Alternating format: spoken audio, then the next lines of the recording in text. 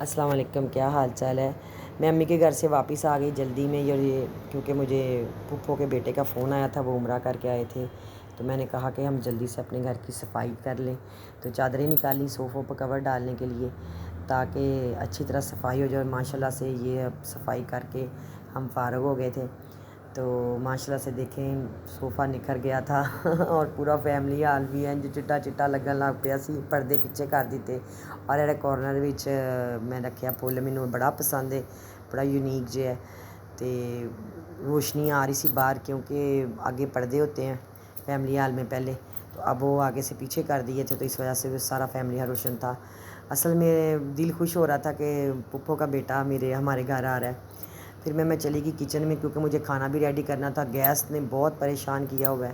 میں نے جلدی میں پھر یہ کوفتے بنائے، فرائی کر کے میں نے یہ گریوی میں ڈال دیے، تو میں نے کہا یہ جیسے ہم چھوٹے جب ہم ہوتے تھے، ہم بھی پھپھو پاس جاتے تھے، ہماری پھپھو ہمارے اتنے پیارے پیارے کھانے ہمارے پکا کر کھلاتی تھیں۔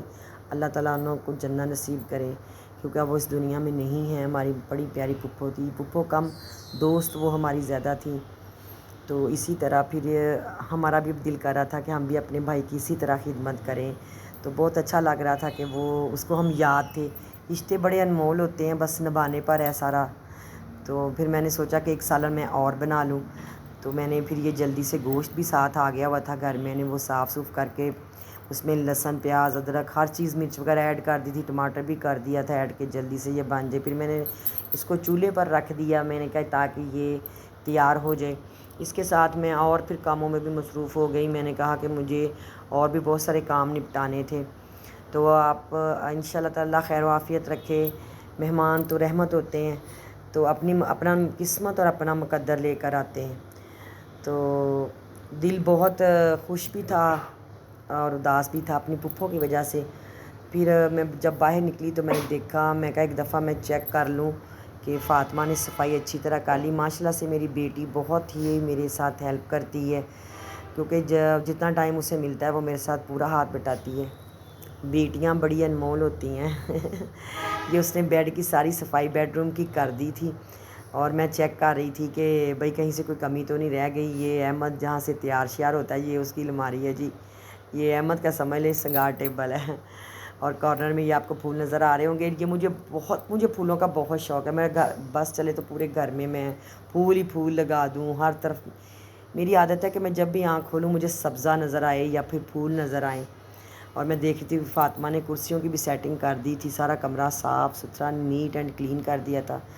تو مہمان اب ماشاءاللہ آنے والے تھے کیونکہ ان کی کال آ گئی تھی کہ ہم پہنچ گئے ہیں، تو کھانا ریڈی کر کے ماشاءاللہ سے ہم نے ٹیبل پہ لگا دیا۔ میں نے یہ گھر میں دہی بلے بنائے خود سے، جو میں کر سکتی تھی، اللہ کا شکر ہے جلدی میں نے وہ کیا۔